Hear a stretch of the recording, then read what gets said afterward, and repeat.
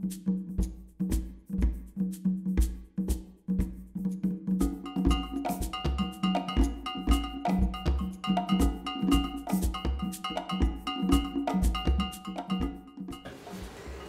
how you doing, everyone? My name is Anika Daniels-Osaze. I am the president of the Cornell Black Alumni Association, and I am here with the extraordinary Adepero Oduye, who is Cornell class of '99, Ag, or I guess now you call Cal. So I'm so happy to be here with her in her dressing room as she prepares to do her performance tonight for Trip to Bountiful.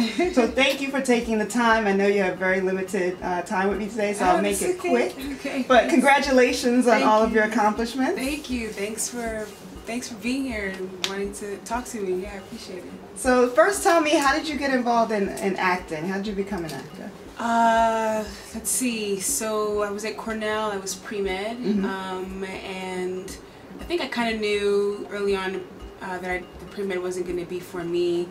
And my father passed away in the middle of Cornell, and so that's when everything kind of shifted. And I was like, you know, life is too short to do something you don't want to do. And so I tinkered around with the bunch. So basically, I finished pre-med. Senior year, I was able to take other classes outside of pre-med, so I took an acting class, and I absolutely loved it.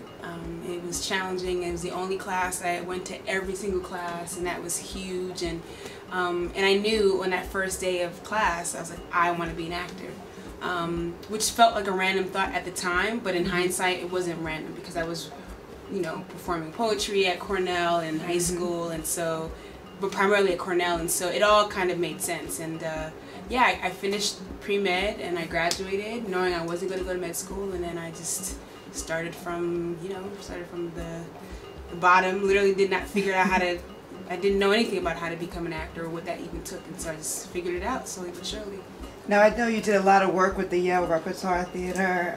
You were on several sitcoms. I know you did an episode with Louis, and you also did Law and Order, I believe. Yeah. So now, how did you get your foot in the door for Pariah?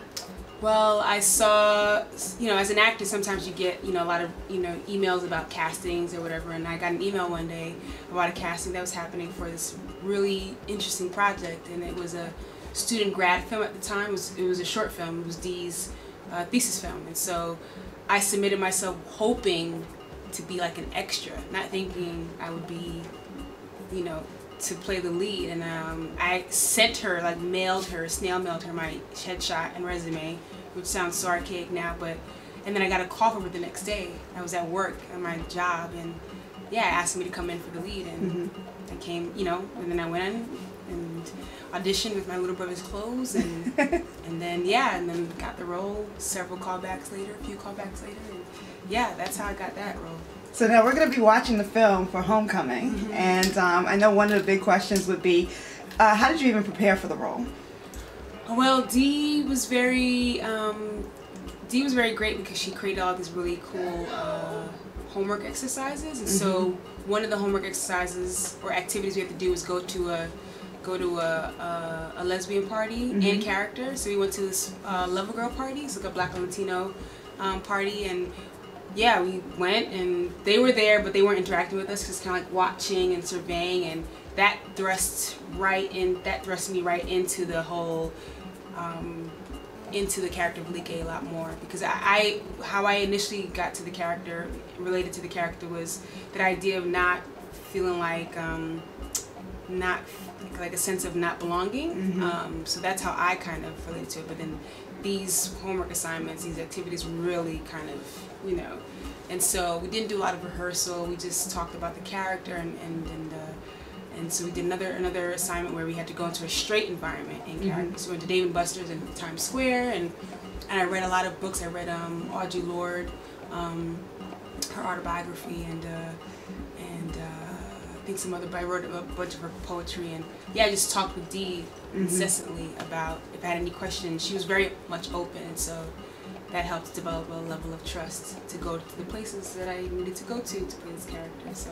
And what kind of response have you gotten from the LGBT community? I mean, just resounding support. I mean, from all facets of the LGBT community, because, you know, where we and especially because we talk about it. I mean, the community that we kind of speak to in the film is very specific. It's AG aggressives, and so it's very specific. New York, Black, lesbian, youth,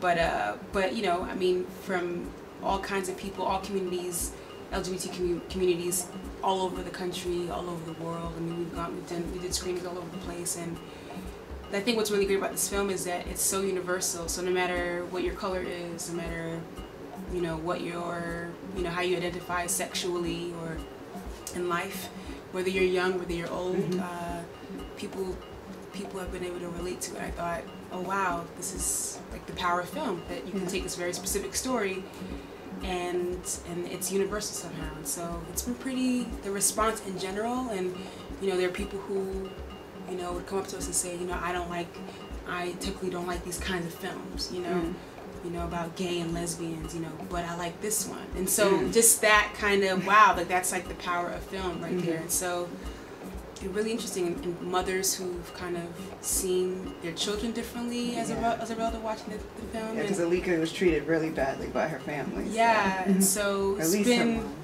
so it's been, me personally, the reaction has been really, really awesome and great. Now I know your plate is full. You did Steel Magnolias. You're getting ready for Trip to Bountiful tonight, and you have something else coming up. Can you talk a little bit about that? Yeah, I think that the next film I'm in is called 12 Years a Slave, directed by Steve McQueen, and we shot that last year in New Orleans, and very intense, life-changing experience, because I got to work with Steve McQueen, who I think is amazing, and just the role and subject matter really pushed I think all of the actors involved to deeper or higher heights. And so it'd be really interesting to, I don't think we've ever seen a movie that deals with slavery so truthfully and honestly. And so it'd be really interesting. It comes out on October 18th, and it'd be really interesting to see how the film was received.